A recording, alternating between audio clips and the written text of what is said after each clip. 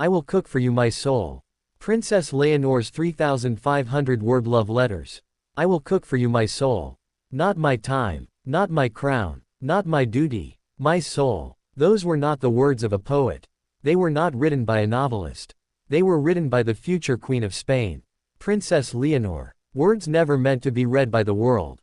Words written in secret. Words soaked in longing, fear, devotion, and rebellion. Tonight, we step inside the most intimate letters ever linked to Spain's heir to the throne. Letters that reveal a young woman torn between destiny and desire. Between crown and heart. This is the story behind Princess Leonor's love letters. From the moment she was born, Leonor de Bourbon was never just a child. She was the future. Every step watched, every word measured, every emotion controlled. While other teenagers learned how to fall in love freely, Leonor learned how to stand, how to salute, how to remain silent. Her life was written for her before she could write her own name. Spain did not raise a girl. Spain raised a queen, and queens are not supposed to write love letters like this. The letters did not begin with passion. They began quietly, carefully. A sentence here, a thought there, written late at night, hidden between official papers, textbooks, and private notebooks. At first, the tone was cautious. She writes about missing him, about thinking of him during training, about wondering if he remembers her smile. But slowly, the words change. The restraint disappears, and the truth begins to spill. Then comes the line that shocked everyone who later read it. I will cook for you my soul. Not a metaphor learned from books. Not something rehearsed. It is raw, almost desperate. She is saying, I will give you everything that I am. A girl who owns nothing of herself. Offering the only thing she still controls, her heart. In royal history, this kind of vulnerability is dangerous. Because once a queen gives her soul, she can never fully take it back. The letters stretch across months. Sometimes hopeful, sometimes aching. She writes about distance, not just physical distance, but emotional distance created by duty. I smile in public, she writes. But my heart is elsewhere. She speaks of loneliness surrounded by people. Of silence in rooms filled with advisors. Of missing him in moments where she must appear strong. This is not the voice of a royal icon. This is the voice of a young woman begging the universe to let her be normal.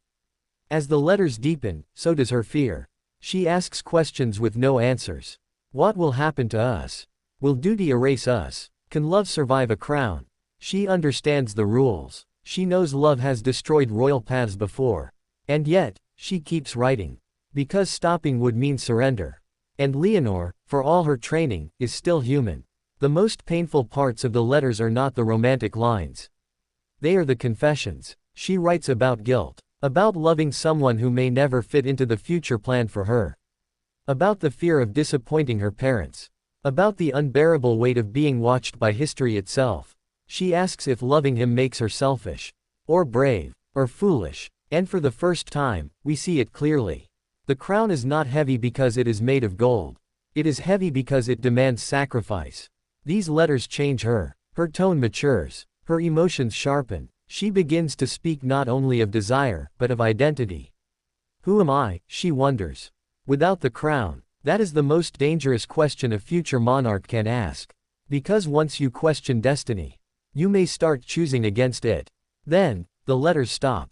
No dramatic ending. No final goodbye. Just silence. Did the relationship end? Was it forced into secrecy?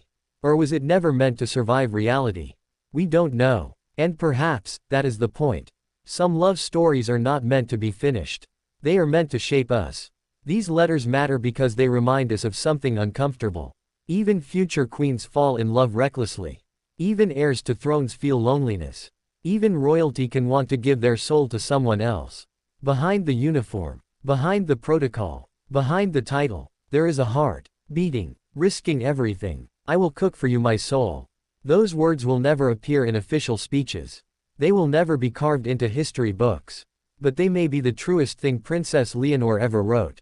Because before she becomes Spain's queen, she was simply a girl who loved and dared to write it down.